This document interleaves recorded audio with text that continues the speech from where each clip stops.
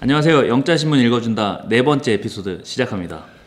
오늘의 주제는 마이클 플린 and Law School입니다. 그래서 마이클 플린이 요즘 미국의 아주 뜨거운 감자로 엄청나게 핫 이슈가 돼서 헤드라인을 뒤덮고 있는데요. 마이클 플린이 유죄 협상을 했던 이야기, 그 얘기를 좀 해보고요.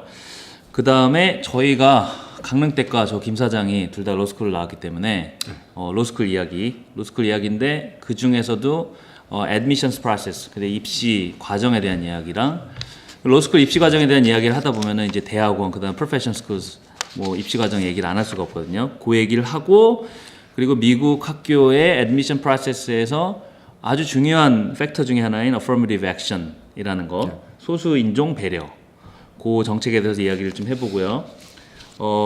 그 다음에는 미국 로스쿨 입시 역사상 가장 최악의 스캔들이라고 꼽히는 저희 모교에서의 스캔들. 저희 모교에서의 2012년에 제가 뽑았습니다. 스캔들. 저는 이걸 할 줄 전혀 몰랐는데 김 사장 좀 놀리려고. 네, 리딩 리스트를 보다 보니까 이 김 사장네 학교 때문에 이 로스쿨 분위기가 다 엉망진창이 돼가지고 US 뉴스 랭킹도 엉망진창. US 뉴스 랭킹 내기도 나중에 할 거지만 되게 물을 흐려놓은 사건이죠. 이 모든 이야기를 강릉댁의 리딩 리스트를 뽑아서 봤더니 깜짝 놀랐어요. 아니 우리 학교 얘기를 막 되게 전설적인 이야기니까. 전설적인 이야기죠. 정말 로스쿨 역사상 최악이. 그거를 해보도록 하겠습니다. 그래서 기사 한번 읽는 게 낫겠지? 제목을 어떤 기사를 하는지 읽어주시죠. 그 마이클 플린에 대한 기사는 그 뉴욕 타임스 기사고요. 이 기사는 아주 따끈따끈한 2017년 12월 2일 기사입니다. 그래서 emails dispute White House claims that Flynn acted independently on Russia. 그래서 플린이 언제 기사죠? 이거 2017년 12월 2일 기사입니다. 뉴욕 타임즈. 뉴욕 타임즈의 기사. 요 URL 그 여러분들 읽으실 수 있는 링크는 저희가 다 그쪽 그 공지사항 그 밑에 코멘트 그쪽에 다 넣어놓습니다. 그래서 꼭 다 읽으시길 바래요. 그리고 로스쿨 기사도 소개해드려야죠. 로스쿨에 저희가 아까 말씀드린 affirmative action이랑 admission에 대한 개념은 Justice Department Investigating Harvard's Affirmative Action Polices라는 워싱턴 포스트의 11월 21일 기사로 얘기를 해볼 거고요. 2017년 기사입니다. 네. 옛날 기사들이 많아가지고 오늘 하는 게. 그리고 그 아까 김 사장님이 말씀하신 그 로스쿨 최악의 스캔들.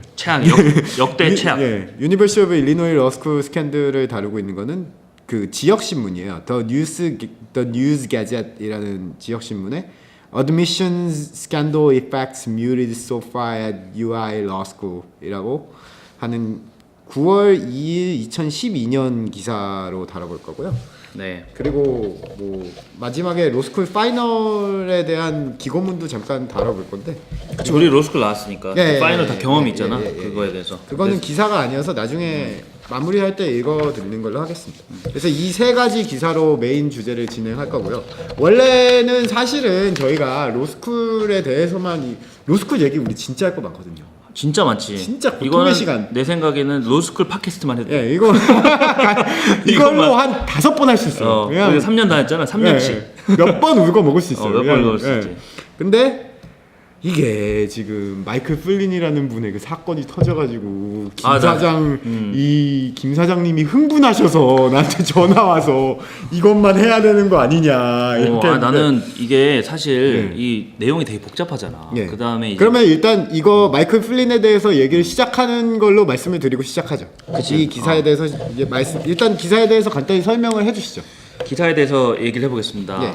그래서 그 마이클 플린이 누구냐면요, former National Security Advisor예요. 그 트럼프가 트럼프 행정부가 캠프 선거운동 할 때부터 거기서 고위직으로 Foreign Policy의 외교의 고위 참모로서 핵심 참모로서 일했던 사람이고요.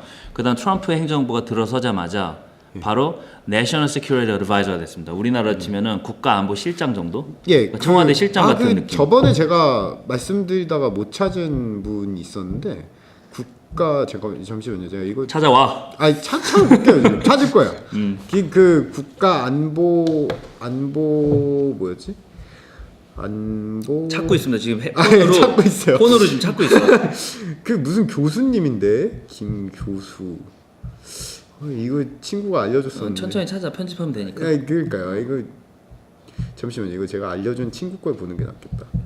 아니 근데 이분이 어쨌든 그 찾고 있어. 내가 얘기할게. 네. 말씀하세요. 네, 그래서 마이클 플레인이 내셔널 시큐리티 어드바이저인데 예. 이 사람이 잘렸습니다. 잘렸는데 왜 잘렸냐면 오바마 어드미니스트레이션이 그 작년 11월 달에 트럼프가 당선이 됐고요. 예. 그 12월 달에 아직 오바마 행정부가 살아 있을 때요. 왜냐면 트럼프가 오바마 취임하기 행정부가 전이니까. 언제 그 시작 뭐 내려갔죠? 스텝 다운했죠. 정확히 1월 달에 트럼프가 취임을 하고 취임식과 동시에 내려간 거지. 그러니까 그리고 인수위 기간 동안에 일어난 일이잖아요. 그렇지. 트랜지션 팀. 예, 그 기간 동안 일어난 일이지. 그 인수위가 보통 인수위를 할 때는 예. 준비만 할 수 있지. 예. 사실 아직 행정부가 들어선 게 아니기 때문에 예. 전임 행정부를 존중을 해야 된단 말이지. 예. 근데 문제는 뭐였냐면 오바마 행정부가 2016년 대선이 되게 시끌시끌했어요. 미국 대선이. 예. 왜냐하면 러시아하고 그 선거를 하는데 내통을 하고 협조를 했다. 트럼프 캠프가. 예. 그런 얘기가 있었는데 그것 때문에 오바마 대통령이 바로 러시아에 대한 제재 조치를 바로 했단 말이죠. 제재 조치에 대한 그게 명분은 12월 뭐냐면 28일이에요. 12월 28일. 12월 28일에 오바마 대통령이 그 사인을 해요. 프레지던셜 오더를 사인을 합니다. 예. 근데 바로 그 다음 날 마이클 플린 그 트랜지션 팀에 있는 고위 핵심 참모가 미국 러시아 대사랑 통화를 해요. 예. 세르게이 키즐리액이라는 이거는 확실히 드러났죠. 재판에 팩트. 길티 필리에 나왔습니다. 길티 뭐라고 하나요? 판결문이라고 해야 되나요? 인다이먼트 기소문? 기소문 아직 판결까지는 안 갔어. 예. 길티 플리 그쪽. 근데 하여간 이거는 사실로 확인된 문제고요. 플린이라는 사람이 그 대통령 오더가 사인이 된 다음 날에 러시아 대사랑 통화를 했죠. 그리고 그 사실을 인정을 했습니다. 다음 날 통화를 했는데 그 내용이 중요합니다. 그 내용이 뭐였냐면 오바마 행정부가 너네한테 제재 조치를 했다. 우리 선거 개입 문제 때문에. 예. 그런데 그거 걱정하지 마라. 리테일레이트 하지 말고 지금 좀만 한 달만 기다려라. 우리가 취임하면 바로 이거 없애버리겠다. 예, 그렇게. 그러니까 오바마 행정부가 아직 있는데 사장이 아직 다음 사장, 예를 들어 뭐 주식회사 같은 거 다음 사장이 임기가 있잖아. 김 사장. 사장이 들어오기 전에 그 전에 있던 직원들이 그러니까 다음 사장 직원들이 오른팔 왼팔들이 이 전임 사장이 하고 있는 그런 정책들을 다 그냥 신경 쓰지 마세요. 거래처 이게. 그러니까 원래 인수인계위원회가 살아 있을 때는 아무리 그러니까 대통령 지금 현 트럼프 대통령님께서 당선인 신분일 때 그치.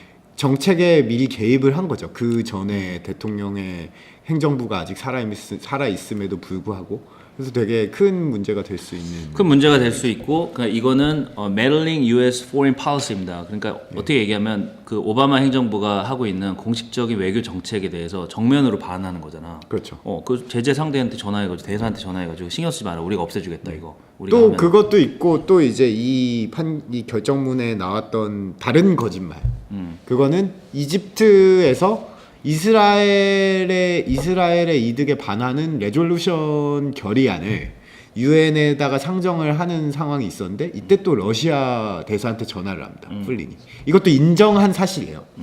러시아 대사한테 플린이 전화해서 너희들 여기 유엔 결의안에다가 투표를 하지 말아라. 이거 12월 22일이네. 예, 이건 12월 22일에 일어난 사건입니다. 그래서 지금 이슈가 되고 있는 판결문의 두 가지 큰 요점은 이 두 가지의 러시아 당시 대사와 그 이름이 키즐리액, 세르게이 키즐리액. 예. 세르게이 키즐리액 님하고 이거 발음 좀 그리고 마이클 플린의 두 번에 걸친 통화 내용 인수위 그러니까 오바마 행정부가 아직 살아있을 당시고 트럼프 대통령이 당선인 신분일 때 일어난 두 가지 통화 교류죠. 어떻게 보면. 에 대한 내용을 담고 있죠. 통화 내용이 국기문란에 가까운 그렇죠. 거였고, 근데 중요한 거는 그 통화를 하고 나서 그 다음에 FBI에서 그 러시아 선거 개입 문제 때문에 수사를 합니다. 트럼프의 선거 캠프를 수사를 하는데 거기서 FBI한테 making a false statement, 쉽게 얘기하면 거짓말했다 이거지. lying 했다는 거, lying to the FBI. 그런데 트럼프 행정부가 꼬리 자르기를 해요. 그러니까 그 다음 년도 2월달에 취임하고 나서 어떻게 하냐면 이게 이렇게 큰 문제가 될 줄 눈치를 챈 거야. 그렇죠. 그래서 마이클 플린을 잘라요. 대통령이 기자회견하고 잘랐는데 뭐라고 하냐면 플린의 단독 행동이었다. 우리는 다 몰랐어. 그런데 플린이 혼자 결정해서 러시아 대사랑 전화하고 혼자 이렇게 한 거다라고 꼬리 자르기를 했는데 저도 2월 제가 이거 뭐 말씀드리면 2월에 이 뉴스를 본 게 기억이 어렴풋이 나는데 저조차도 이렇게 크게 될지를 몰랐어요. 그냥 뭐 무슨 어떤 사람이 인수위 기간 동안 삽질했나 보다 이렇게 생각했는데 지금 다시 나타난 거예요. 무슨 진짜 집 나간 며느리가 다시 돌아온 느낌에 강하게 돌아왔죠. 그리고 이제 여기에 발맞춰서 지금 그 잘리신 코메이 국장님께서는 또 트위터인가요? 인스타그램인가요? 계속 열심히 포스팅을 하고 계신 인스타 거예요. 엄청 포스팅하고 예, 있죠. 진실은 드러난다. 오늘 또 올라왔어. 세 뜨는 번째. 사진 올리면서 중요한 건 이분이 인스타를 많이 하던 분이 아니야. 그러니까요. 갑자기 계정 만들고 연세가 한 60 되실 것 그렇지, 같은데. 갑자기 계정을 만들고 하루에 하나씩 올리고 있어. 근데 그 내용이 다 뭐냐면 진실은 드러난다. 그 다음에 FBI는 맞아요. 강하다. 예. 그래서 제임스 코미가 왜 잘렸냐면요. 이것도 여기 연장선상에 있습니다. 그거는 아직 결정된 그 확실시된 사건은 아니죠. 하지만 이 사건에 관련된 수사 기간 중 물러났죠. 하지만 하지만 거의 모티브는 당연한 거지. 왜냐면은 FBI 러시아 선거 개입을 수사를 하던 중에 잘랐으니까. 그렇죠. 그 다음에 그때 와이트하우스로 그 백악관을 불러서 플린이란다. 그 제임스 코미를 설득하려고 시도를 했다가 잘 안 됐지. 코미는 근데 그거 말고도 다른 수사들이 걸려 있었던 게 많은 것으로 보이기 때문에 아직까지 밝혀진 사실은 아니지만 굉장히 많은 언론들이 실제로 유력시하고 있고 코메이님조차도 맞다라고 간접적으로 말하고 있는 정황이죠. 이 사건이 굉장히 중요한 이유가 뭐냐면 이렇게 중대한 이유가 그냥 쉽게 그러니까 내 생각에는 듣는 사람들이 생각할 때 그거 뭐 러시아 대사랑 전화 통화 한 통 했는데 그냥 뭐 해서 뭐 잘 지내 너 하고 세르게이 키슬렉 얼굴 보면 되게 술 잘 마시게 생겼거든. 내가 봤을 때 보드카 잘 드셔. 그렇죠. 러시아 근데 분들은. 그래서 뭐 한 잔 했으면 뭐 다음번에 뭐 뉴욕에 살고 있잖아 대사니까. 예. 나 한번 이 정도가 아니야. 그렇죠. 이게 중요한 문제가 뭐냐면요. 마이클 플린은 Foreign Policy 선거 캠프에서 Foreign Policy 외교 정책을 담당하는 핵심 참모였단 말이지. 예. 그러니까 예전에 방금 전에 제가 예제로 들렸던 분이 문정인 님이라고 그 우리나라 외교 정책의 어드바이저죠. 그런 느낌이지. 그분의 포지션이죠. 그런 느낌이지. 예. 특보. 근데 마이클 플린이 중요한 이유는 마이클 플린은 지금 그 당시에 외교 정책을 그 선거 캠프 안에서 그다음 인수위에서 외교 정책을 전체를 관할하던 사람이 누구냐면은 쿠시너였어. 쿠시너가 제리드 관할했다고 추정되죠. 추정 아니야. 이건 오피셜 직책이었어. 그래요? 그 포린 policy를 전체를 관할하는 그래서 인수위 기간 동안 그다음 선거 캠프 때. 그래서 거기 있던 사람이 조지 파파다폴로스 기소된 사람. 30살짜리. 네. 거기랑 그다음에 그 마이클 플린. 그다음에 그 모든 사람을 거의 보스 같이 그 위에서 하던 상사가 제리드 쿠시너 트럼프의 사위죠. 사위였는데 이방카 트럼프의 남편이죠. 이방카 트럼프도 캠프에 있었고. 그렇죠. 그랬는데 중요한 건 뭐냐면 마이클 플린의 개인 행동이었다. 러시아 대사랑 전화 통화한 거는 우리 몰랐다 이거. 트럼프는 당연히 몰랐고 다 몰랐다고 하는데 중요한 건 뭐냐면 마이클 플린이 지금 그 로버트 멀러 그 특별 검사가 기소를 해서 이 사람이 5년형을 받을 위기에 처하니까 이거를 자기 6개월형 미만으로 낮추기 위해서 인정을 했어요. FBI한테 거짓말했다. 나 사실 전화 통화했는데 거짓말했다. 근데 중요한 건 뭐냐면 거짓말했다 인정한 걸로 끝난 게 아니라 앞으로 스페셜 프로시큐터, 스페셜 카운슬 그 입장에 서서 모든 걸 다 나불나불 얘기하겠다. 우리 쪽으로 말하면은 그 박근혜 당시에 전 대통령이 그 특검에서 누구죠? 그 장시호 같은 느낌으로 이런 그치. 식으로 진행을 했죠. 다 얘기를 하는데 뭐냐면 조지 파파다우포스나 폴 매나포트 기소돼서 구속된 이 두 사람과는 급이 다르고 맡은 역할이 달라요. 그래서 쿠시너 당연히 연결돼 있고 그 두 분은 어떤 식으로 기소가 됐던 거예요? 조지 파파다우포스, 폴 매나포트하고 조지 파파다우포스는 지금 이 선거 개입 문제하고 딱 그게 아니라 예. 폴 매나포트 같은 경우는 정치 브로커 같은 사람이었거든. 근데 약간 되게 높은 그래서 약간 선거 전문가였고 정치 브로커였는데 이 사람들은 이제 머니 런더링 그 우크라이나 정부 쪽에 그 미국 정부랑 하는 일이 많잖아. 그런 민원도 많고 그래서 돈을 주기적으로 되게 많이 받았어. 100몇십억인가 우리나라 돈을 하면은 했는데 그래서 직접적으로 이 러시아 그 스캔들하고 관련된 게 아니라 그 돈을 받았는데 텍스 안 내고 그다음 머니 런더링, 그다음 텍스 어보이던스 이런 걸로 구속이 됐거든. 개인 범죄로 구속. 개인 범죄로 구속됐어. 그랬는데 이제 특검의 목표는 그게 아니지. 물론이죠. 너네 캠프에서 무슨 일 벌어졌나 얘기하는 거지. 근데 이 마이클 플린은 이 내용을 다 알고 있기 때문에 쿠시너가 연루가 되고, 예를 들어 트럼프가 이 내용을 알면서도 묵인했다, 러시아 대통령이랑. 그 다음에 야, 너 개인 행동을 하고 너 잘라, 너 나가, 너만 나가고 끝나, 이렇게 됐다면 뭐냐면 이거는 obstruction of justice거든. 사법 방해, 수사 방해. 근데 사법 방해라는 죄가 제가 좀 찾아봤는데 굉장히 좀 어떻게 보면은 범위가 넓게 적용될 수 있는 문제더라고요. 하다못해 트럼프 대선 후보가 지금 이 상황에서 나는 플린이 단독 행동이었지 나는 알지 못한다라고 한 게 거짓말로 밝혀져도 obstruction of justice에 해당이 되고요. 그치. 그리고 만약에 또 지금 코메이 당시 CIA 국장을 FBI였죠. 국장은 거의 FBI 수장입니다. 국장이 그냥 그 고위직이 아니에요. FBI 짱 수장 최고 최고 헤드를 이 사건에 관련돼서 자른 걸로 판명이 나도 그것도 obstruction of justice가 되는 거지. 예.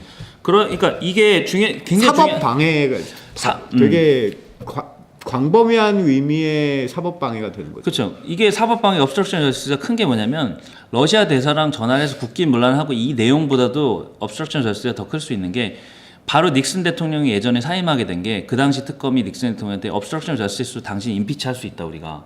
그렇죠. 그러니까 미국에서는 그런 말이 있어요. cover up is worse than the crime itself.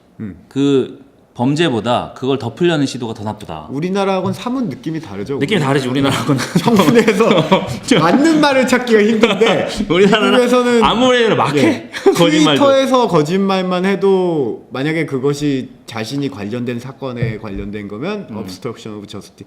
자신이 관련된 게 아닌 상황일 수도 있는 것 같아요. obstruction of justice라는 명목으로 탄핵에 가까운 상황까지 몰려갈 수 있는 거죠. 그렇죠. 예. 근데 탄핵의 가능성 어느 정도로 보십니까? 저는 거의 없다고 봅니다. 거의 없다. 왜 그 탄핵 절차 좀 설명을 좀 해줘. 탄핵 절차, 저도 이번에 찾아본 건데요. 뭐 옛날에 배우긴 했는데 이제 탄핵이라는 거는 갑자기 솔직하고 그래. 원래부터 알았다 그랬지. 몰라요. 아는 척을 해야지 원래부터. 상원의 고유 상원이라고 해야 되나? 의회의 고유 권한 중에 하나가 되고요. 그래서 세닛과 컨그레스. 예. 미국은 두 개가 있죠. 그러니까 미국에는 의회가 두 가지가 있는데 하나는 House of Representative라고 하원의원이라고 컨그레스라고도 하죠. 컨그레스라고도 하고요. 그리고 House of Senate이라고 상원의원이라고 하는 두 가지의 의회가 있는데요. 그 의회 조직의 힘을 그 권한을 정해놓은 게 헌법상의 아티클 2에서 미 헌법 아티클 2 2조가 되죠. 전문 지식 나온다. 그렇죠. 아는 거니까. 2조의 사항에 정해. 2조 사항. 네. 우리만 할 수 있는 거 아닌가 이거? 한국 기자들 우리는 배웠잖아. 할 수 있잖아. 이거는 돈 많이 들여서 배운 거기 때문에 2조 사항에 나와 있는 힘 중에 하나인데요. 거기에 나와 있는 이게 정부 행정부 관료들을 상원과 하원에서 합의하여서 탄핵할 수 있다라고 나와 있고 그 탄핵의 사유로는 반역, 트리전, 그리고 bribery, 뇌물, 그리고 다른 high crimes and misdemeanors라고 다른 좀 중대한 범죄에 한해서 상원과 하원이 협심해서 탄핵을 할 수 있다라고 나오는데 근데 그 중에 하나가 obstruction of justice. 그렇죠. 네. 그렇게 되는 거죠. 닉슨이라는 그 대통령이 예전에 자기가 자신의 행정을 유리하게 하기 위해서 이브스드라핑 도청을 한 사건을 덮으려고 하던 시도 와중에 obstruction of justice라는 제목으로 탄핵의 위기에 몰려갔다가 사임한 경우가 있죠. 탄핵까지 가지는 않았어요. 그때도. 그런데 어쨌든 그래서 두 가지 상원과 하원 위원이 정확히 말하면 하원에서 2패를 과반수 이상의 투표를 받아서 2패를 할 수 있고 상원에서 3분의 2 이상이 찬성을 하면은 탄핵이 되게 되는데 힘들다고 보여지는 이유가 뭐냐면 지금 상원과 하원 모두가 과반이 공화당이에요. 리퍼블리칸이 예. 컨트롤하고 있죠. 그렇기 때문에 공화당 입장에서는 트럼프 행정부를 굳이 탄핵시킬 이유가 없을 수도 있는 거죠. 그렇지. 뭐 할 이유도 없고 그 다음에 그 슈퍼 머저리라는 3분의 2라는 게 세닛은 100명이 있으니까 미국의 상원의원은 67명이 찬성을 해야 되는데 어떠한 사안에 대해서도 상원의원 67명이 거의 불가능. 거의 뭐 이거는 뭐 거의 힘든 거지. 그리고 지금 게다가 공화당이 현재 우리가 우리는 지금 사실 미국인이 아니니까 해외 정책에 관련돼 있는 플린의 케이스에 대해서 논하고 있지만 사실 요즘 미국에서 가장 화제가 됐던 거는 세금 절세 정책이 되게 화제가 됐었잖아요. 지금 근데 이게 이 세금 개정안이 감세 통과를 개정안. 하나 감세 개정안이죠. 통과를 하나만의 기로에 놓여 있는데 공화당에서 굳이 이런 탄핵 이런 일을 벌려가지고 지금 자신의 절제절명의 입법 안 중에 하나 안 하지. 정권을 잡으면 돼. 박근혜가 탄핵이 된 거는 그 당시 좀 특수한 상황이 있어서 탄핵을 안 시켰다가는 그러니까 바른정당이랑 이렇게 나왔을 때 얘네 스피노프 된 애들이 얘네들이 동의해줬기 때문에 가능한 거잖아. 그것뿐만이 아니라 그 당시에는 또 여소야대 상황이기도 했고요. 여소야대 네. 기본적으로 여소야대인데 거기에 플러스 스피노프 된 여기서 그렇죠. 근데 지금 이 상황에는 야소여대 상황인 거죠. 근데 여당에서 굳이 대통령을 탄핵시킬 이유가 없는 걸로도 볼 수도 있고. 그래서 어쨌든 이 사안 자체는 굉장히 중요합니다. 임피치먼트까지 가진 않더라도 일단 기본적으로 트럼프는 지금 다른 어젠다를 뭐 지금 푸시해야 될 지금 1년이면 권력이 엄청 살아있는 시기인데 맞아요. 지금 이거 갖고 지금 맨날 진짜 엉망진창인 거지 지금. 그 단적인 예로 들자면 지금 한동안 틸러슨이라고 렉스 틸러슨. 예. 이분이 어느 직책인지 아마 외교 디파트먼트 오브 스테이트 국무부의 장관이죠. 국무부 장관이신데 이분하고 지금 트럼프 대통령님하고 사이가 굉장히 안 좋다는 뉴스가 계속 나왔었어요. 그래서 뭐라고 부르죠? 렉스 틸러슨이 트럼프를? 모런이라고 개새끼라는 정도의 병신 뭐 이런 병신 그 장애인분을 비하하는 병신이 아니라 좀 이렇게 좀 정신적으로 하자가 있는 이런 식의 지적 가는데 뭐 이렇게. 예. 그러더니 트럼프가 트위터 했잖아. 나보다 IQ 높은 사람 있으면 나오라 그래. 진짜 뭐 그렇게 했어요? 진짜 했어. 트위터로 나보다 IQ 높은 사람이 나오라. 근데 그러니까 미국 지금 정치는 이렇게 다이나믹하고 애니메이티드하고 한국도 재밌어요. 근데 너무 한국도 재밌어. 이렇게 트위터는 뭐야 저희 누구세요? 지금 새누리당의 대표를 맡고 계신 자유한국당 대표를 맡고 계신 홍준표님의 페이스북 보면 정말 재밌어요. 그분 직접 하실까? 직접 하세요. 딱 봐도 진짜? 직접 해요 이거는. 와. 예, 진짜 재밌어요. 이 정도 열정은 어떤 있어야 글도 있냐면요. 정치자는구나. 뭐 20대들아 왜 너희는 나를 싫어하니 이런 글도 있습니다. 굉장히 그 애환이 느껴지는 건데 단지 파급 효과가 이만큼 없을 뿐이에요. 근데 어쨌든 그 틸러슨이라는 국무부 장관님께서 사이가 안 좋다는 얘기가 계속 있으면서 이 제라드 지금 이름이 나온 사위인 제라드 쿠시너하고 각을 세운다는 얘기가 처음부터 계속 있는데도 불구하고 이분이 그렇게 국무부 장관이 된 이유가 러시아 통이셔서 국무부 장관이 된 거예요. 아까 다 러시아랑 되게 많아. 폴 매나포트는 완전히 우크라이나 로비스트야. 그쪽. 원래 옛날에 그 누구예요? 그 비스마르크가 오토폰 비스마르크가 뭐라 그랬냐면 외교의 비밀은 러시아와 좋은 딜을 맺는 거라고 했어요. 네. 그러니까 원래 러시아는 항상 그 중북부 지역의 맹주로서 외교적으로 중요한 위치를 차지하고 있던 곳이기 때문에 어떻게 보면은 그래서 저는 이 플린의 이런 행동도 이해가 일견 가기는 해요. 어떻게 보면은 미국이라는 국가의 이득이 되는 방향이라고 생각했을 거예요. 왜냐면은 오바마 행정부가 러시아한테 그 제재 조치를 가한다는 거는 사실은 굉장히 무식한 짓이거든요. 러시아랑 지금 척해지면은 미국이 일단 미국의 지금 가장 당면 과제는 중국을 견제하는 것이에요. 누가 뭐래도 지금 중국이 한국 내에도 관련이 있지만 사드 가지고 계속 미국한테 엉짜를 놓은 거잖아요. 소위 말하면 뭐 이건 너무 비속어에 가까운데 계속 그 시비를 걸고 있잖아요. 그리고 뭐 동맹국인 일본도 계속 건드리고 그리고 북한 일에도 적극적으로 안 하고. 근데 이 상황에 러시아한테 무역 제재를 가는 거는 거의 뭐 인수위 기간 동안 그런 오더를 사인하는 거는 사실 어떻게 보면은 트롤이에요. 그냥 아이고 니네들 한번 혼나봐라 이런 식으로 난 너 마음에 안 드니까 내 맘대로 하고 나갈 거야 거의 이 정도 수준의 외교 정책이라고 볼 수도 있거든요. 그래서 플린 같은 생각을 가지고 있는 사람들 입장에서 봤을 때는 아니 이놈들이 미쳤나 내가 손해를 보는 한이 있더라도 이거는 내가 맞고 가야겠다라는 결의까지도 느껴지는 행동이라고 보는데 왜 심경의 변화가 일어나서 지금 갑자기 특검을 위해서 자기가 뭐라고 해야죠? 그 진술을 하겠다라는 얘기를 반응을 보이고 있는지는 저는 궁금해요. 아마 더 있을 왜냐면 5년형이거든. 지금 이 자체가 5년형이 예상되거든. 자기가 마이클 플린이 이렇게 길티 플레이 하지 않으면은 그렇긴 한데 저는 저는 그 5년형 때문에 지금 이러고 있다라고 생각하진 않는데 나는 그럴 수 있다고 생각해. 5년 이 사람 나이 많으셔. 군인 출신이에요. 미국 군인들 그런 5년형이 두려워서 자기 입장 바꾸고 그런 사람들 아니거든요. 그리고 이분 젊은 이 사람이 그 아까 저희가 말씀드렸듯이 미국 군에서 되게 핵심 관료로 있던 분이고 꽤나 젊은 나이가 어떻게 되시죠 지금 이분이? 60 몇 세. 예, 그 정도면은 미국의 지금 장성들이 다 막 70대, 60대 후반인 거를 감안하면 빨리 올라간 편이거든요. 이런 완전 뼛속까지 군인인 분인데 5년형이 두려워서 입을 연다? 라고 저는 생각하지 않습니다. 분명히 뭔가 이유가 있을 거예요. 근데 그런 얘기도 있어.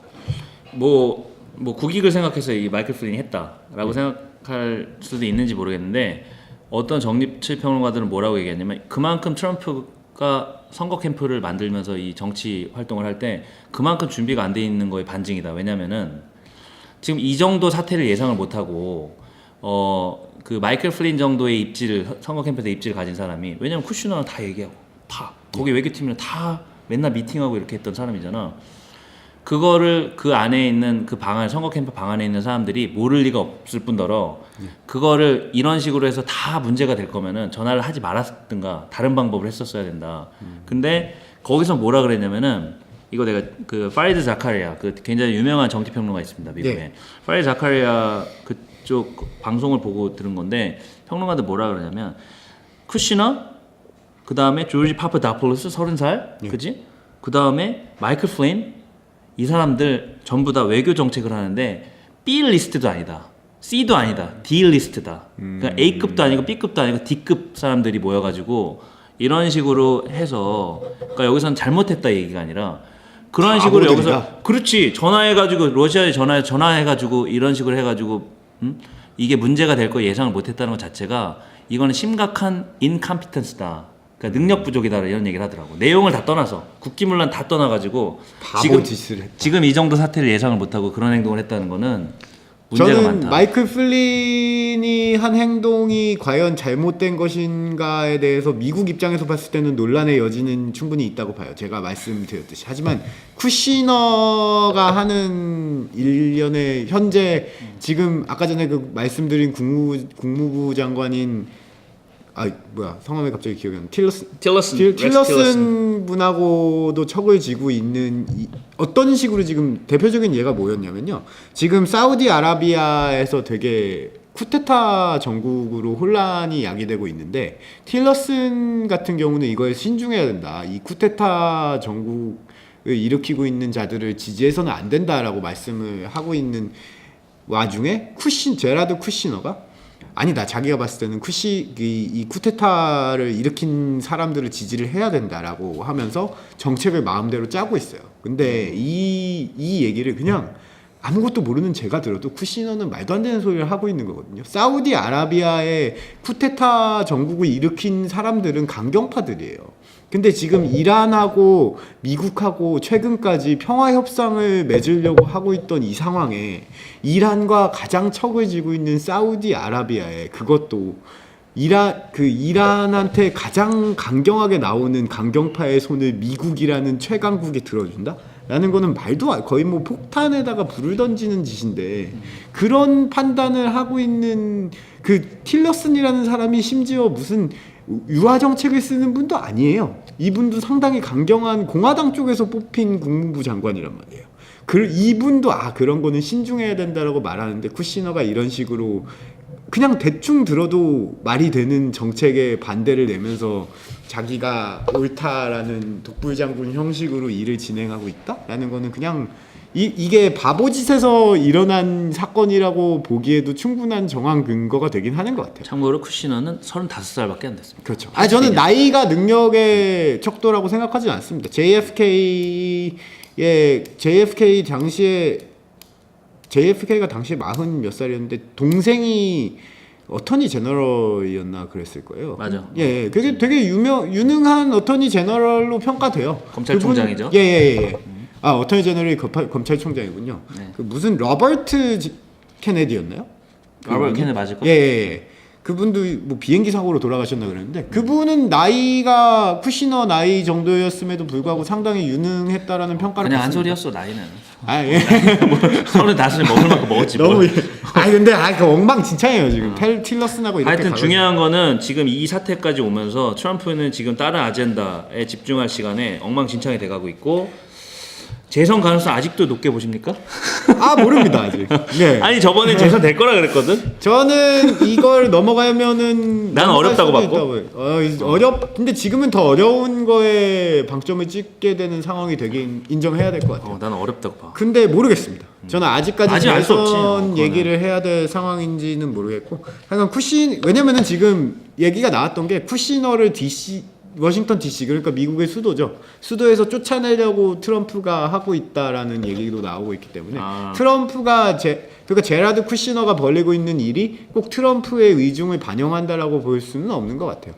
그래서 아직 그 그리고 트럼프가 부단히 이 상황을 타개하려고 대외 정책으로 눈을 돌리려고 여러 가지 일들을 벌이고 있잖아요 지금. 무슨 뭐 북한한테 생션을 때린다느니 뭐 여러 가지 일들을 벌이고 계시기 때문에 무슨 뭐 한미 합동 훈련을 하겠다는 이스라엘 수도 뭐 예루살렘 인정을 인정한다. 하겠다느니 그러면서 여기저기서 계속 이렇게 눈을 돌리려고 하고 계시기 때문에 의외로 넘어갈 수도 있지 않을까. 혹은 더 위험한 일이 일어날 수도 있지 않을까라고 봐야 할 것 같습니다.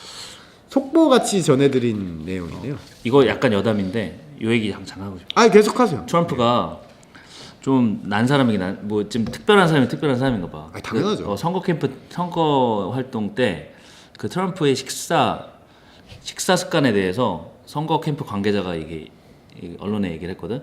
근데 어떻게 먹냐면 맥도날드를 가가지고 빅맥 2개 시키고 그다음 무슨 피쉬 무슨 버거가 있나봐. 하여튼 뭐 있나봐. 난 정확히 모르겠어. 나 그 피쉬 뭐 들어간 거 안 먹어가지고 그 2개를 또 시킨대.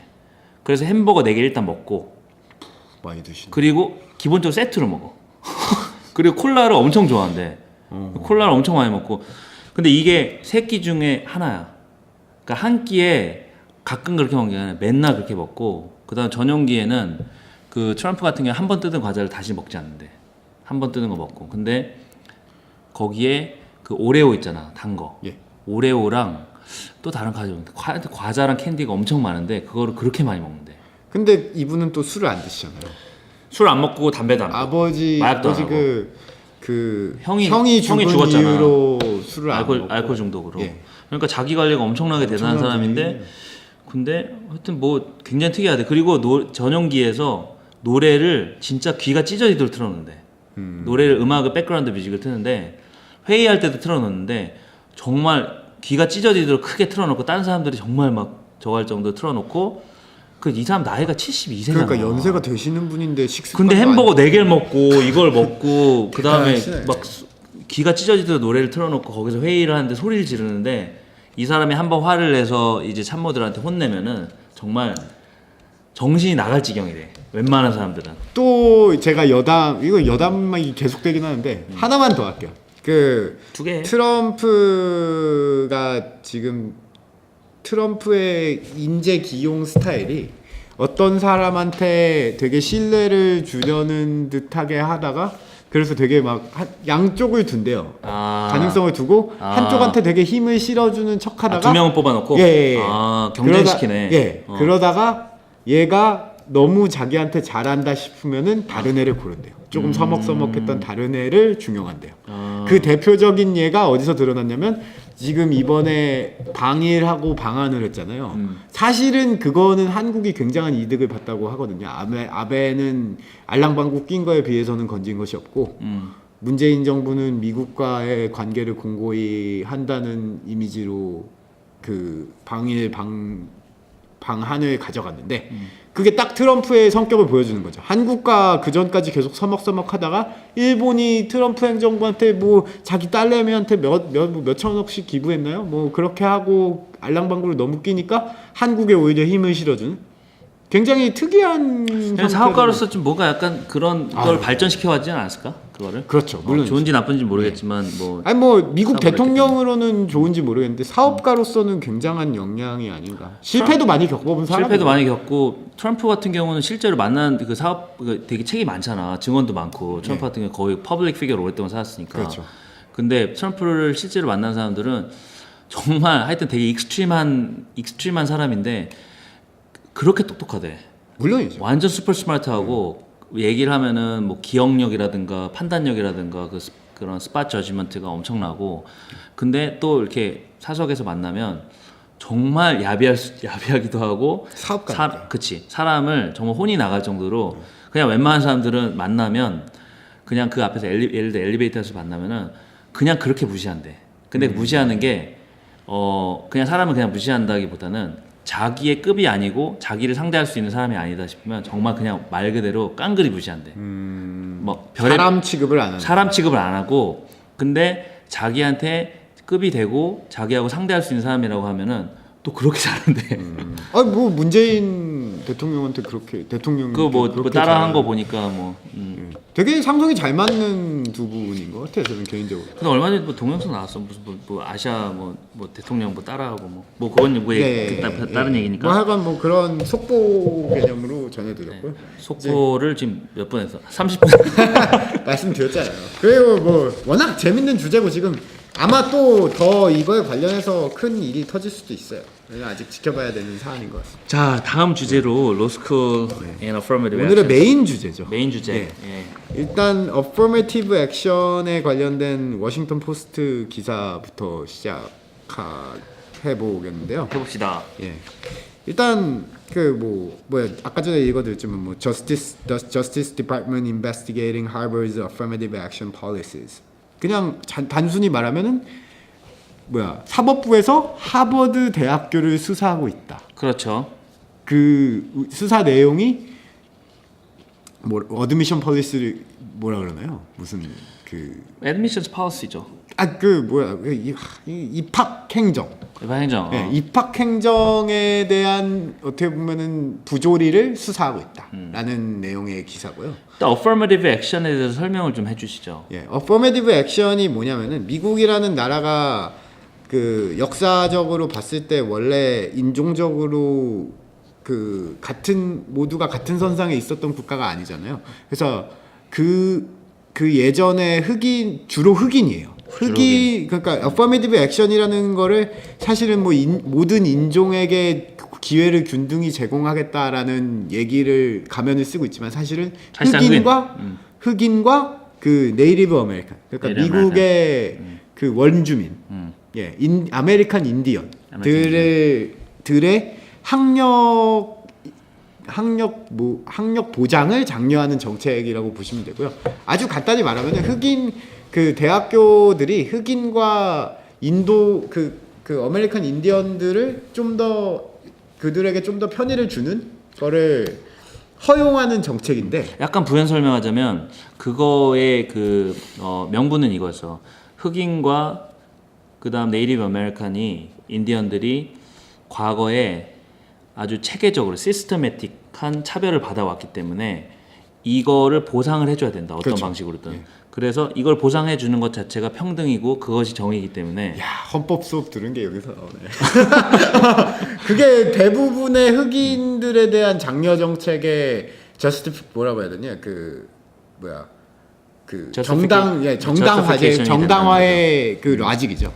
그래서 이거는 이제 affirmative action이라는 거는 미국의 1960년대 중반 후반에 그 civil rights movement의 산물이죠. 이거는. 그렇죠. 예. 그 당시 한국어로 뭐라 그러지? Civil Rights Movement를? 인권 운동? 인권 운동. 예. 예. 인권 운동의 산물이죠. 흑인 Affirmative 인권 Action. 운동. 흑인 인권 운동의 산물이고 그런데 중요한 건 아시안계에 대해서 사실은 이 어퍼메이티브 액션이 대학교에서 대놓고 이런 어퍼메이티브 액션 인종을 토대로 특정 인종에게 장려를 하는 건 불법이에요. 그렇게 하면 안 되고 대신 어떤 이렇게 좀 모호한 스탠다드로 가져가서 뭐 예를 들어서 텍사스에서 허락을 받은 그 판례의 경우는 텍사스가 특정 인종에 대한 그러니까 텍사스 대학교에서 특정 인종을 좀 더 많이 뽑는 정책을 하는데 인종에 대한 얘기를 하면 안 되는 식인 거죠. 어떤 특정 뭐 무슨 그룹에 있는 동네에 있는 누구의 뭐를 성적을 이렇게 봐서 뽑는다 이런 식의 정책인데 그러니까 인종을 갖고 하면 안 되고 인종을 그러니까 갖고 하면 안 되고. 애둘러 쳐야 된다는 얘기예요. 그렇지. 예. 그러니까 어느 정도는 허용이 되어 있는데 대놓고 이게 인종이라는 게 너무 도드라지게 드러나면 불법이 되는 좀 어떻게 보면은 모호한 정책이라고 볼 수 그러니까 있어요. 인종을 갖고 하는 게 아니라 소수자 배려 정책이라고 해야 되나? 예, 그렇죠. 근데 이게 문제가 된 게 그거잖아. 아시안계 같은 경우는 옛날부터 그런 얘기 되게 많았는데 SAT 만점을 맞았어. 근데 하버드 떨어지죠. 뭐 성적이 만점인데 떨어져. 그럼 뭘 하라는 얘기야 도대체? 더 이상. 이게 저는 미국 정부 입장에서도 봐야 하는 것 같은데 그렇다고 어쩌고 저쩌고 해도 아시안이 미국 대학교에 진학하는 비율은 상당히 높긴 하거든요. 엄청 거의 높지. 뭐 20 몇 프로 되잖아요. 그 아시안계는 미국 사회에 미국의 4%밖에 차지하고 있지 않은데 탑스코어 아이비리그 같은 데는 막 사업 몇 프로? 20%? 20% 정도로 알고 있는데 그러니까 상당수를 차지하고 있기 때문에 이런 정책이 사실은 허용이 되긴 해야 되는 문제긴 해요. 만약에 뭐 이런 식으로 되는 거죠. 하버드가 동양인이 반이 되는 건데 그러면은 오히려 이제 인종적인 문제가 실제로 발생할 수 있는 거죠. 뭐 이건 너무 국가적인 관점에서 본 거긴 한데 근데 로스쿨 같은 경우는 이게 사실 허용이 되어 있어요. 아 로스쿨은 로스쿨의 입시 정책은 허용이 된다는 게 뭐가 허용이 그러니까 됩니까? 인종을 가지고 그러니까 어떤 특정 인종이나 특정 뭐 성적인 그러니까 섹슈얼 오리엔테이션이라고 하죠. 그러니까 성적 취향에 해당하는 사람을 몇 프로씩 뽑을 수 있도록 정하는 게 허용이 되어 있어요. 아 쿼타를 정했고. 예. 그게 아마 미시간 케이스로 알고 있는데 저도 정확히는 기억이 안 나는데 지금 입법되어 있는 내용이 로스쿨의 입시 정책하고 대학교의 입시 정책하고 약간 달라요. 그리고 로스쿨은 왜 다른가요? 로스쿨은 저도 모르겠어요. 그거의 정당화가 뭐였는지 제가 정확히 기억이 안 나는데 아마 로스쿨이라는 집단 자체가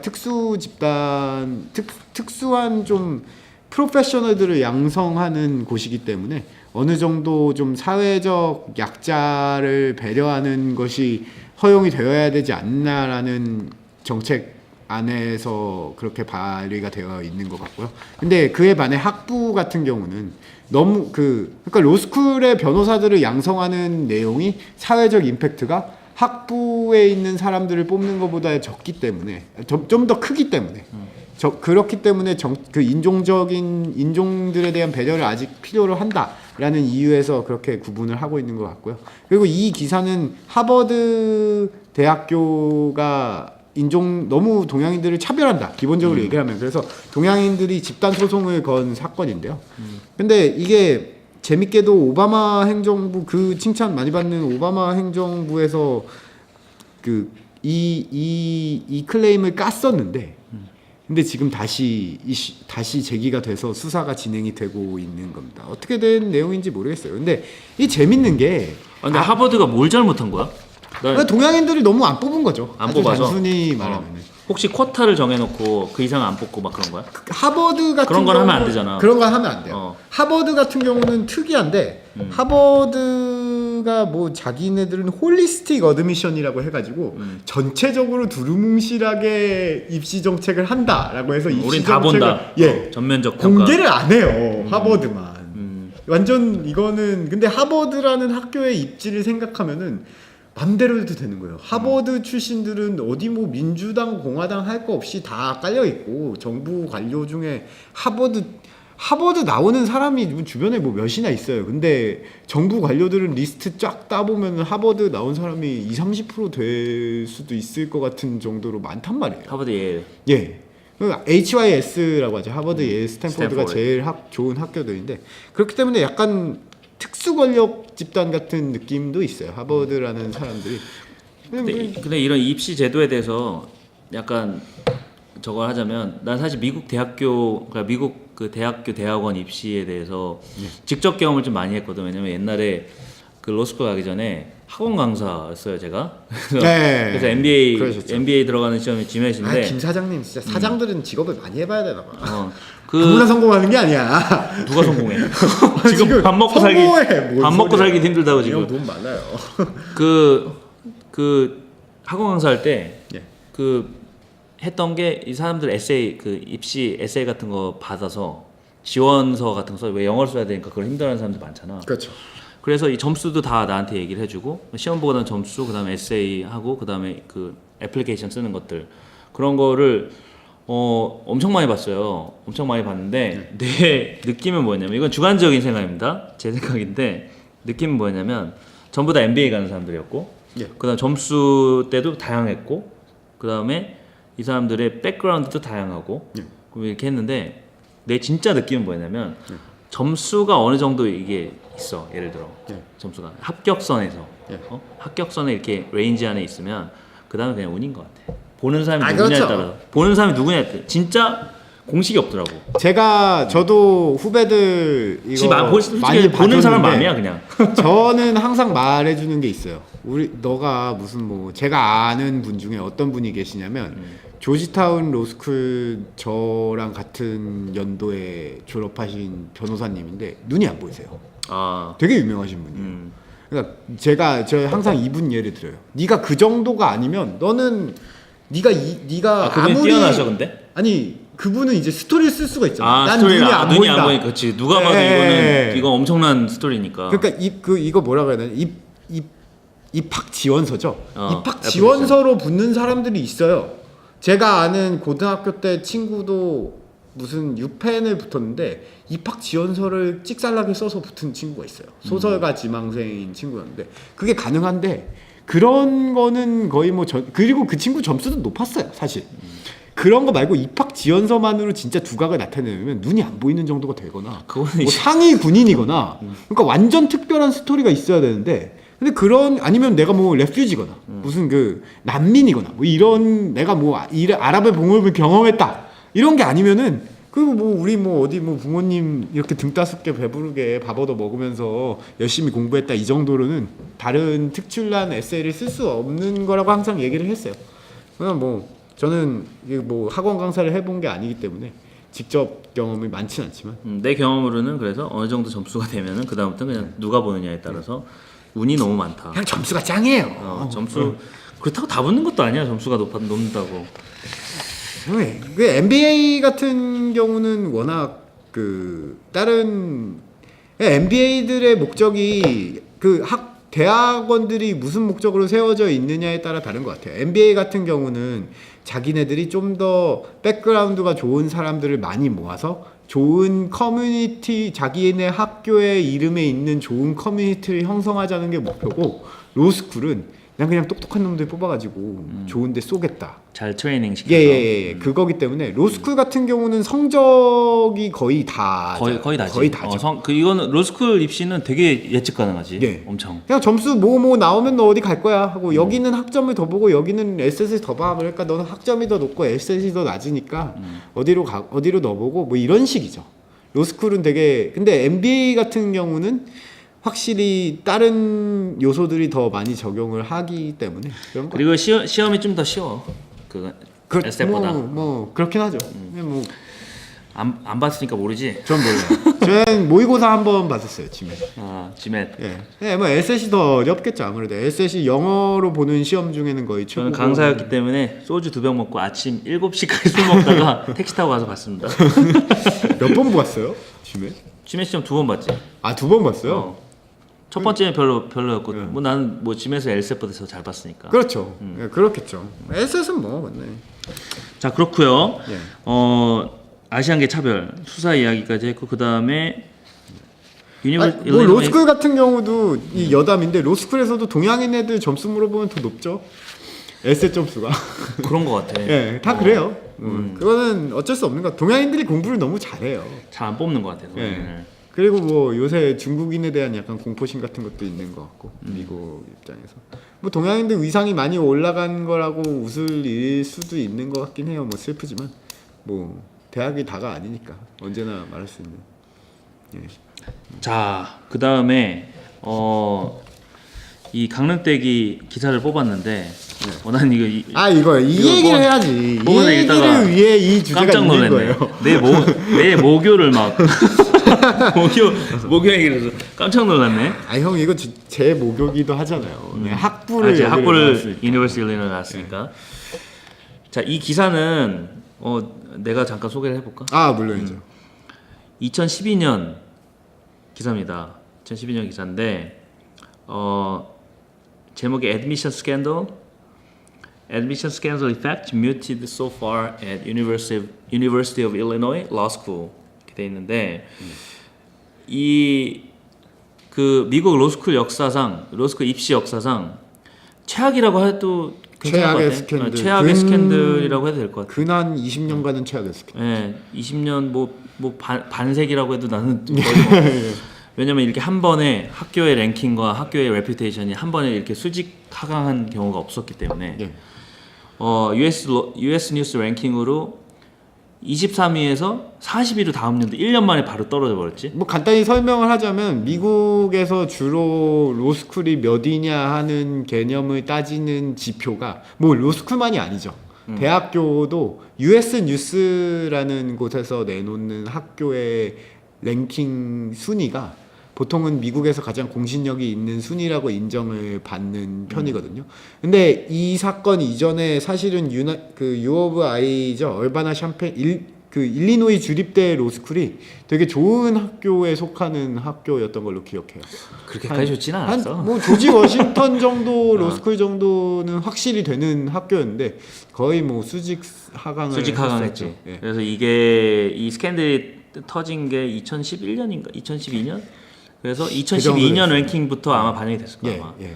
그래서 김 사장 형이 학교 다니고 있을 때 나는 2010년에 들어갔고 그래서 수직 하강을 했고 그 내용이 뭐냐면요. 그 미국 대학교의 애드미션스 그 디파트먼트에는 일하는 사람들이 여러 명 있습니다. 11명인데 그 중에 어시스턴트 딘이라고 있어요. 그래서 뭐 보통 우리가 딘이라고 부학장? 그러면 학장 그럼 되게 높은 걸 수 있는데 팀장 정도 될 것 같아요, 생각에. 그 안에서.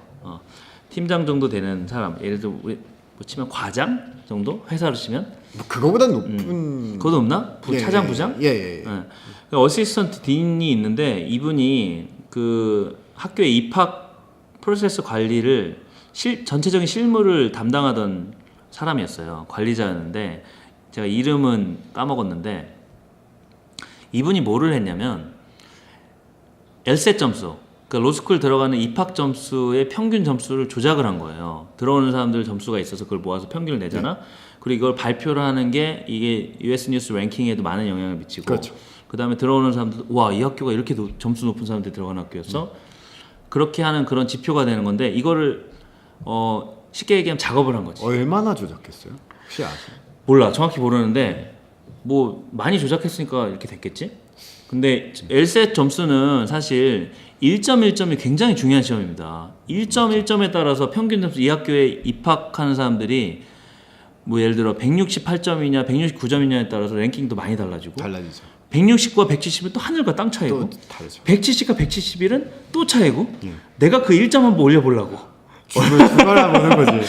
근데 아무튼 옛날 생각난다. 그랬는데 이 점수를 조작을 한 거예요, 이 통계를. 근데 뭐 미국 사회는 우리 아까 얘기한 마이클 플린 얘기도 나왔지만 이렇게 커버업하고 조작하고 거짓말하고 이거에 대해서 엄청나게 엄격하기 때문에 이 사람은 바로 잘렸고요. 미국은 과정을 중요시하는 분위기가 확실히 있는 것 굉장히 같아요. 중요시하죠. 우리나라는 약간 좀 결과가 좋으면은 동양권의 전체적인 분위기일 수도 있어요. 우리의 그 정서와 문화가 너무 달라. 뭐 흰 그걸 고양이든 검은 고양이든 쥐만 잡으면 된다 이런 식이라면 미국 같은 경우는 절차 민주주의고 항상 문제가 절차의 정당성이 없으면 결과까지도 그냥 완전. 예, 그렇죠. 그래- 어느 게 더 좋은 건지는 모르겠지만 어쨌든 미국에서는 상당히 문제가 되는 내용이죠.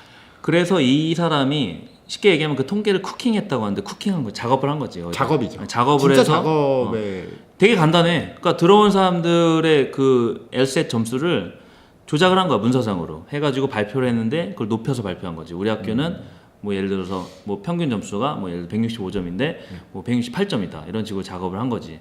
했는데 이게 심각한 스캔들이 됐고 그리고 이 사람은 학교에서 바로 해고되고 그다음 학교에서도 로펌을 선임했어. 시카고에 있는 로펌을 해서 그렇죠. 돈 되게 많이 써. 엄청 많이 써. 몇백만 달러 써서. 일리노이 로스쿨이 그 뭐 학맥도 좋고 시카고 등지에서는 거의 뭐 유니버시티 오브 시카고 다음으로 명맥이 있던 로스쿨. 지금 현재로도 그런 위치고 유니버시티 오브 시카고랑 노스웨스턴이랑 유니버시티 오브 일리노이 뭐 우리 학교라고 띄워주는 거야? 아니 실제로 저는 아니 저도 모교기 때문에 언더 언더웰 아니 저 여기에 대해서 이 학교에 대해서 고민을 많이 했었어요. 제가 회계 전공인데 일리노이 로스쿨에 연결되는 프로그램이 있어서 LS에서 안 봐도 들어갈 수가 있었어요. 그래 나한테 그랬잖아 와가지고 네. 당신이 그 학부에 있을 때 와서 로스쿨 가야 되냐고 그래서 내가 가지 말라 그랬잖아. 그랬더니 코네를 막 들어가 버리네. 아 그렇게 뭐 그랬죠. 예. 그래서 이 사람은 잘리고 학교에서는 로펌을 고용해서 학교에 대한 이 전체적인 과정과 어떻게 우리가 여기까지 이렇게까지 추락했는가에 대해서 리포트를 몇백 페이지를 썼어. 그 다음에 D는 사과문도 발표하고 하여튼 이거 관련해서 엄청난 스캔들이 됐고 학교의 랭킹 자체가 23위에서 바로 다음에 40위로 그렇죠. 완전 거의 20위 가까이 떨어져서 아직까지도 회복을 못하고 지금도 회복을 못한 건 좀 놀라워요. 지금도 40몇 위 그렇죠.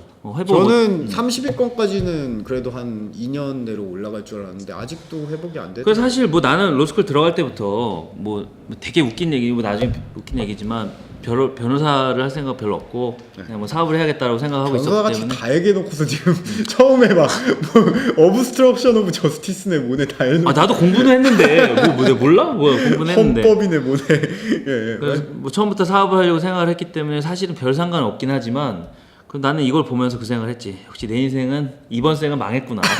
어쩌다 들어간 학교인데 뭐 그냥 순위가 막 바뀌어버려. 분위기 어땠어요?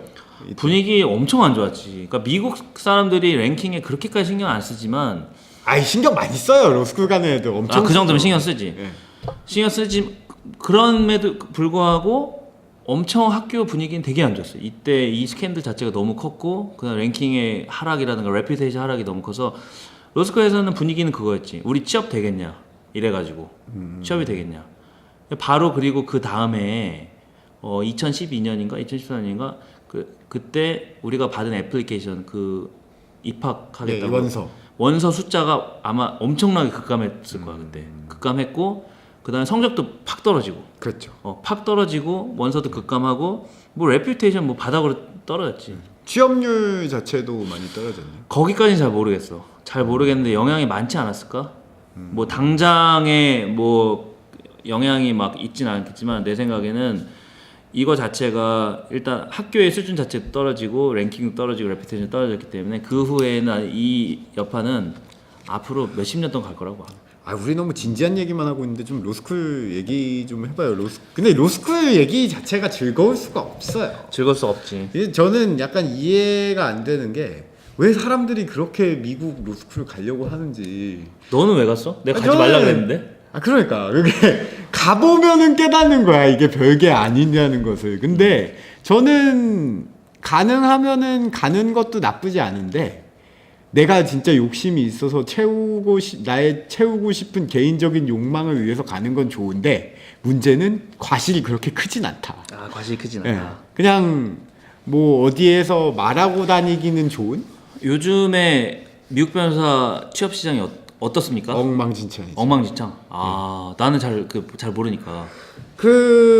미국 뭐 일단 한국은 진짜 힘들어졌고요. 그리고 미국 같은 경우는 미국 변호사로서 한국에서 취업하는 거. 예, 그렇죠. 경쟁이 엄청 치열해졌고 그리고 미국 내에서 취업을 하는 경우도 지금 트럼프 행정부가 들어오고 나서 외국인들에게 취업 비자 비자를 안 잘 안 내주기 때문에 지금 되게 안 좋고 미국 변호사 친구들이 실제로 한국으로 많이 들어왔어요. 뭐 실력 좋다고 뭐 하던 애들도 결국은 미국에서 있다가 한국으로 많이 들어와 있는데 또 이제 한국이 법률 시장이 더 개방이 되고 하는 내용들이 있기 때문에 어떻게 될지는 아직은 좀 미궁 속에 있는 편이긴 해요. 근데 전체적으로는 근데 이게 취업 시장이 안 좋은 거는 과연 로스쿨만의 얘기인가 싶기도 하고요. 모든 곳이 다 안 좋죠. 그치? 사실은. 예. 그냥 아무리 좋은 얘기를 할 수가 없어요. 그래서 왜 갔냐고 로스쿨? 저 그냥 뭐 원래 옛날부터 가고 싶었어요. 떠들고 다니기 좋은 거를 저는 좋아해서. 뭐 그럴싸하고 뭐 예. 저 같은 경우는 그래서 돈 안 내는 학교 갔습니다. 예. 돈 안 내는 학교를 갔고 원래는 이제 뭐 조금만 다니다 말려고 했는데 다니다 보니까 뭐 다닐만 한 거지. 학교도 저거 하고. 좋죠. 나는 사실은 좀 이따 우리가 그 로스쿨 파이널 기말고사 얘기할 거잖아. 약간 악명 높은 그런 기말고사 공부도 많이 해야 되고 하는데 첫 해 우리가 원해릴 때 그때는 조금 했던 것 같아. 조금 했는데 두 번째 해부터는 나는 사업을 하겠구나 확신이 들었고 뭐 사실 그 전부터 그렇게 생각을 했지만 그래서 읽고 싶은 것만 읽었습니다. 읽고 싶은 것만 읽고 싶은 케이스만 읽고. 독특한 분이야. 그렇게 하면은 절대로 안 됩니다. 로스쿨 가려고 하시는 분들은 당연히 안 절대 되지. 그렇게 하면 안 돼요. 변호사 되려면 그렇게 하면 그냥 다 안 읽어도 돼요. 제가 봤을 때 중요한 법만 알면 돼. 근데 저는 이 얘기는 해야 될 것 같아요. 저도 되게 로스쿨에서 고생을 많이 했는데 일단 내가 영어가 더 편하거나 혹은 영어와 한국말을 비슷하게 구사할 수 있는 게 아니면 한번 재고를 해봐라. 로스쿨에 대해서 저는 그렇게. 근데 일단 시험 영어가 적어도 그렇게 편하지 않으면 시험 자체도 힘들잖아. 저는 그래서 겁나 빨리 읽어야 되는 거잖아. 미국 사람들보다도 훨씬 빨리 읽어야 되는 거야. 그러니까 이게 로스쿨에서 내가 두각을 나타내려면 어느 정도 수준이어야 하면요. 그냥 영어로 말을 잘해야 돼요. 그냥 무슨 뭐 영어를 잘한다 한국 사람들이 얘 영어 잘해 이 정도 수준이 아니라 실제로 내가 영어로 말을 하는데 저 사람 언변이 수려하다라는 느낌을 미국 사람이 받을 수 있을 정도로 돼야지 두각을 나타내는 것 같아요. 뭐 열심히 해서 노력을 하면은 이렇게 좋은 성적을 낼 수는 있어요. 하지만 종국에는 드러나요. 언어적인 재능이 없는 사람들은 심각하게 재고를 해봐야 하는 직업이라고 봅니다. GMAT 같은 MBA 들어가는 시험 같은 경우는 LSAT 같은 경우는 정말 빨리 읽어야 되잖아. 진짜 100m 달리기 하듯이 진짜 막 숨 참고 막 하듯이 읽어야 되는데 GMAT은 그 정도는 아니거든. 그렇죠. 시간 여유가 있어. 저도 정말. 봤어요. 시간 여유가 있어서. 이렇게 얘기하면 안 되는데. 왜 안 돼? 너무 약간 좀 비하한 듯한. 아니야, 거기는 뭐 비즈니스 하는 데니까 뭐 여기처럼 리딩을 엄청 많이 해야 되는. 거긴 대신 다른 재능이 필요하지. 커리어도 있어야 되고. 수학 시험이 좀 더 어렵죠. 수학 시험이 있긴 있는데 우리나라 약간 중3 정도 수준이어서. 그래요? 우리나라 사람들은 거의 만점을 받지. 만점까지 받아요? 거의 다. 한 번도 못 봐서. 거의 다 만점 받아. 우리나라 사람들은. 에셋 같은 나 경우 나는 수학을 못해서 나 빼고. 강사하신다는 분이세요. 나는 법을 강사했으니까. 언어 영역 강사했으니까. 그 에셋에 대해서도 간략히 설명을 해줘야 되지 않을까요? 시험이 어떻게 이루어져 있었죠? 세 개의 섹션으로 이루어져 있잖아요. 시험 4개죠, 정확히 말하면. 그 읽기, reading comprehension, 긴 리딩, 그다음에 critical reasoning, 논리. 짧은 단문들이 많이 나와서 거기에 한두 문제씩 붙여 있는 섹션이 있었고. 그다음에 logic game. logic game 뭐라 부르지 그거를? 게임이죠, analytical reasoning인가? 게임. analytical 예, reasoning. 그래서 게임. 정확히 IQ 기억이 테스트, 안 솔직히 나요, 얘기하면 IQ 테스트. 그렇죠. 그렇게 나눠져 있죠. 근데 에세이 파트도 있는데 에세이 파트는 거의 안 보는 걸로. 에세이 파트가 있었나? 있었죠. 있었구나. 있어요. 근데 에세이 파트는 뭐 대충 한 패러그래프만 쓰고 나오고 하고 다른 시험에서의 시험 점수로 결정이 나고는 하죠. 이런 생각이 들어요. 그때 저 엘셋 되게 고생했는데 지금은 얼마나 공부했어? 기간을? 저는 오래 했어요. 저는 1년 반 정도 했어요. 1년 반? 예. 욕심이 많았구나. 근데 뭐 가고 싶었으니까요. 그래, 나한테 가고 싶어요라고 말하고 나서 그때부터 계속 공부한 거야? 그렇죠. 아, 저는 그 프랙티스 독해. 테스트라고 하죠. 프랙티스 테스트가 지금은 아마 7, 80개 나왔을 거예요. 네, 저가 했을 때 한 70개가량 나왔는데 그걸 3번 돌았어요. 많이 했어요. 근데 괜히 갔다라는 생각, 저는 괜히 로스쿨 가서 진짜 많이 늘었거든요. 되게 거의 사람이 변한 정도로 변했거든요. 저는. 근데 1학년 때 성적이 정말 안 좋아요. 왜냐면 영어를 너무 못했어요. 너 영어 완전 방심으로. 영어 잘하잖아. 아니에요. 지금은 그때보다 나았다고. 그래서 영어 얘기를 강조했구나. 진짜 그냥 영어가 다예요. 사람은 다 결국은 어떠한 형태의 언어를 배워서 자신의 밥벌이를 한다고 생각하는데요. 예를 들어서 프로그래머들 같은 경우도 그게 그렇게 개념이 안 잡히지만 프로그래밍 언어잖아요. 그러니까 사람이 어떤 언어를 배워서 하는 거고, 그리고 로스쿨 같은 경우는 이제 그 법적인 언어죠. 법적 언어를 하는 거고. 예. 근데 그 법적인 언어를 제대로 이해하려면은 영어라는 언어를 잘 이해하고 가야 되는 거고, 그리고 한국 변호사님들 같은 경우에도 한국어라는 언어를 제대로 이해하고 가야지 한국 법이 보이고 이렇게 되는 거죠.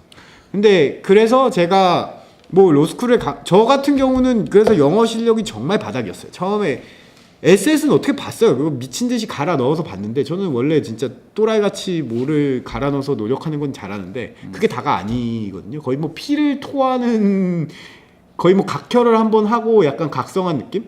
그러고 나서 결국 나중에는 사실 많이 회복을 하긴 했어요. 레주메 지금 보면은 이 사람이 무슨 고생을 했어 하는 레주메예요. 뭐 이렇게 말하면 웃기지만 내가 말하는 것도 웃긴데, 근데 일단 본인이 또라이라고 자백했고 앞으로 지켜보겠어. 이걸 하고 있다는 것 자체가 본인 또라이서. 근데 무슨 얘기를 하는 거야? 로스쿨 들어가서 개고생했는데 언어적인 영어를 잘하는 게 아니면 제고해야 돼요. 진짜 내가 그냥 미친 듯이 해서 한번 도약을 해보겠다, 그럴 자신이 있다라는 게 아니면은 나는 힘들기 싫어, 좀 편하고 싶어, 나는 이거 그냥 타이틀 정도 어깨에 이렇게 달아놓고 편하다, 나는 나 변호사야 이러고 싶다 하면 심각하게 제고해야 돼요. 네, 저는 그렇게 생각해요. 아니면 뭐 나처럼 정말 그런 성적에 그런 구애를 받지 않고 취업 안 하겠다 생각을 하고 딴 일 하겠다. 근데 그런 건 진짜 그것도 아닌 것 같다. 그거는 형이 그냥 또라이라고 자백하는 수준밖에 안 돼. 그러면서 근데 그냥 정말 잘난 척이지. 장학금 받았다 이거 아니야. 장학금 받는 거면 그렇게 해도 돼. 로스쿨 내내 그렇게 스트레스를 많이 받지 않았어, 사실은. 그래서 왜냐면 성적에 이렇게 연연을 하지 않았고, 그리고 나도 원래 이렇게 변호사 되는 사람들은 거의 그런 문자 중독이 약간 있잖아. 그렇죠. 다들 엄청 문자 중독이 돼야 되죠. 돼야 되기도 하고, 뭐 나도 문자 중독이 있고, 근데 나 같은 경우는 가벼운 ADHD도 있어요. ADHD, 주의력 집중. 그리고 나는 로스쿨 가면 그런 애들 많잖아. 10시간 동안 책 보고, 막 파이널 때 보면 아침 새벽에 오고 그때부터 10시간 동안 계속 읽고 이런. 다 그러지. 나도 그러고. 나는 쟤도 그렇고. 1시간을 읽으면, 나는 읽는 거 되게 좋아하는데 1시간을 읽으면 텍스트가, 문자가 내 머리에서 뱉어. 머리로 왔다가 튕겨내. 1시간 읽으면 더 이상 읽을 수가 없어. 그래서 난 30분을 놀아야 돼.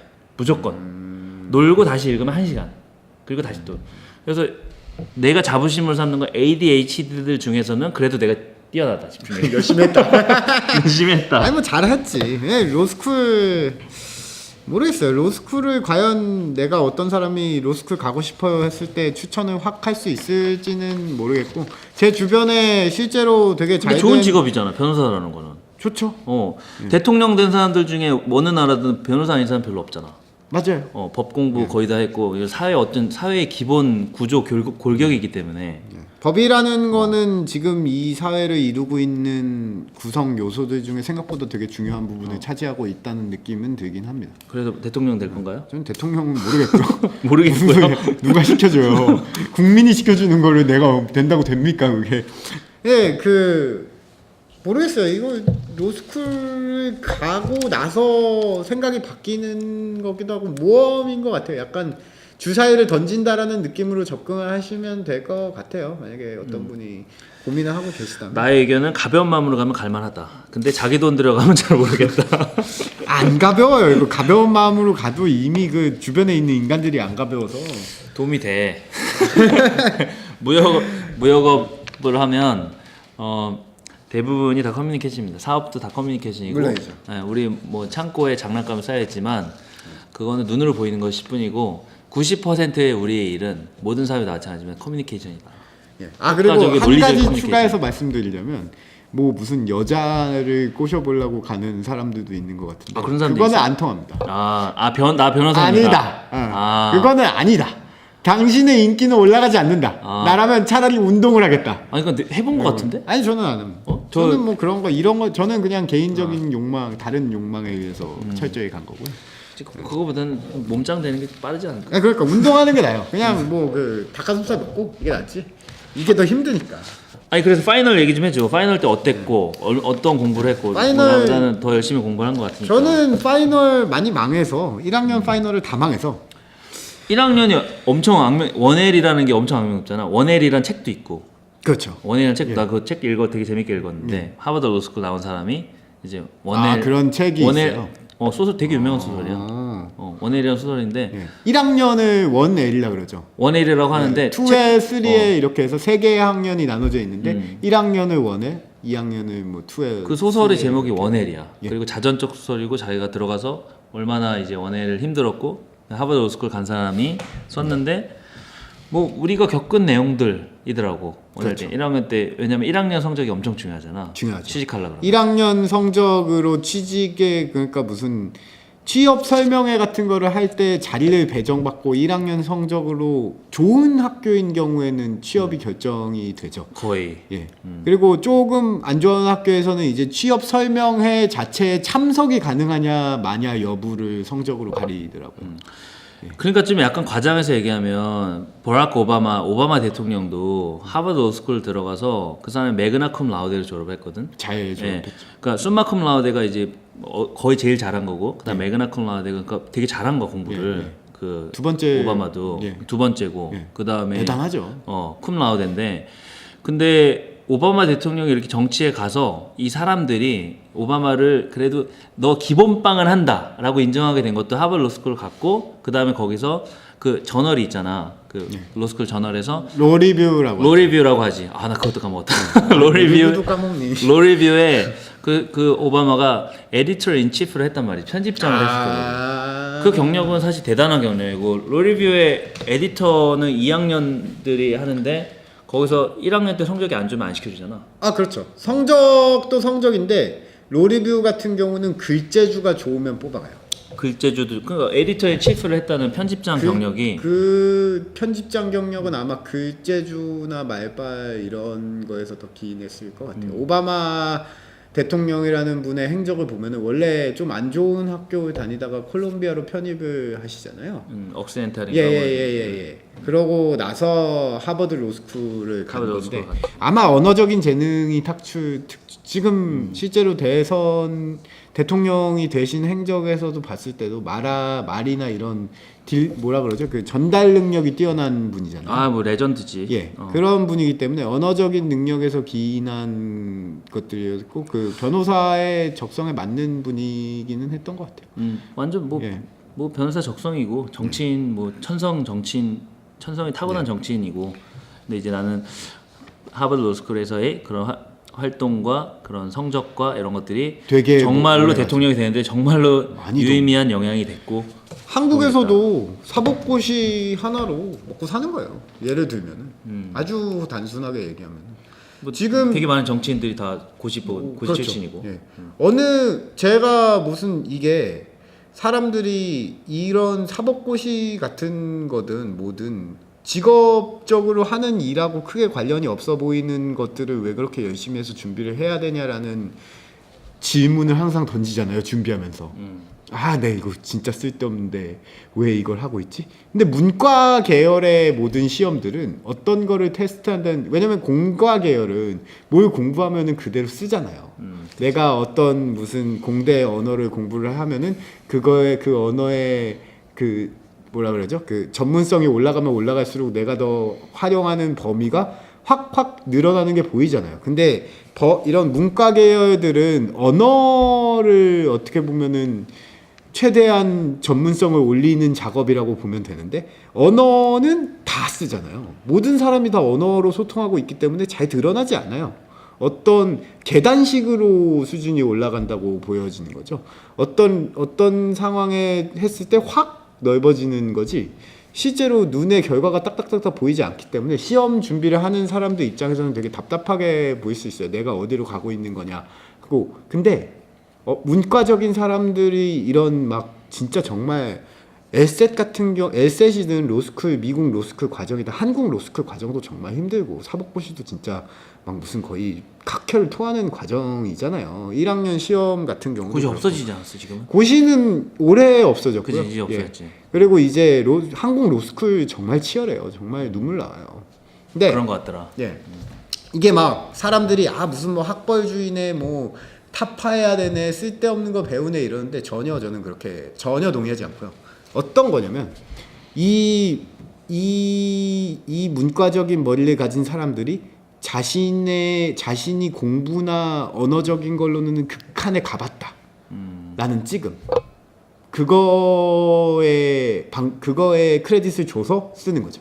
그리고 그것이 상당히 유의미한 편이고요.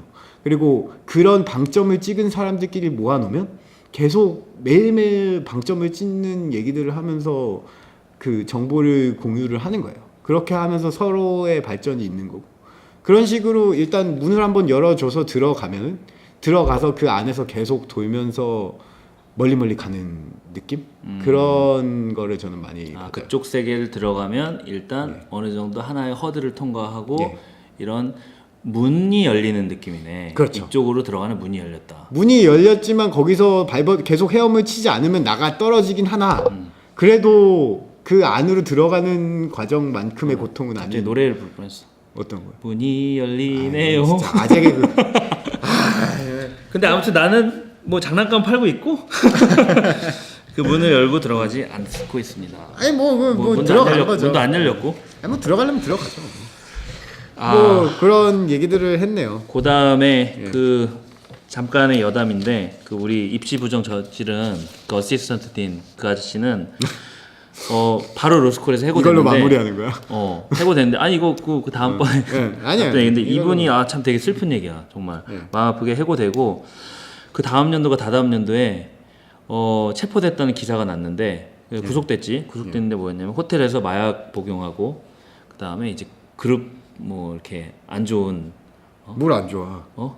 그룹 섹스 이런 거 하다가 거기 제목이 나왔어. 그래가지고 진짜. 구속되시고 그래서 참 사람이 왜들 입학행정관들 왜들 그러는 거예요? USC 의대 총장인가 그분도 비슷한 건으로 입건되셨던 것 같은데. 진짜. 이게 뭐 학교 내에 있으면은 이상한 성적인 변태들이 되는 건가? 알 수가 없네요. 하여튼 뭐 그렇게 해서 내용으로 마무리를. 그런 일이 있었다고 합니다. 오늘 뭐 그래서 그 마이클 플린에 관한 트럼프의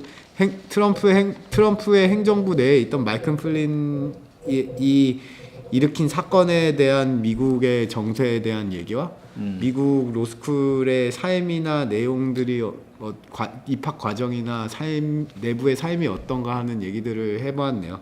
그래서 뭐 이제 슬슬 어느 정도 방송이 정리가 되어가고 있는 느낌. 뭐 포맷은 어느 정도 약간 정형화돼가고 있는 것 같고 앞으로 할 얘기들 많을 것 같아. 뭐 빨리 공지 올려요. 아니 지금 강릉댁이 저한테 일을 엄청 시키고 있어요. 지금 뭐 녹음하는 거 준비부터 장비 세팅부터 올리는 것까지. 그래 뭐 너가 바쁘니까. 아니 좀 먼 길 오잖아. 대신 난 먼 길 오잖아. 먼 길도 오고 인천까지. 아니 뭐 어느 정도 좀 더 홍보가 필요한 것 같긴 해요. 내가 더 시간이 많은 것 같아. 뭐 그런 건 아니고요. 열심히 하겠습니다. 아무튼 오늘 이렇게 해서 마무리하고 마무리해볼게요. 다음번 5번째 에피소드에서 또 만나뵙도록 하겠습니다. 그럼 뭐 좋은 밤? 끝.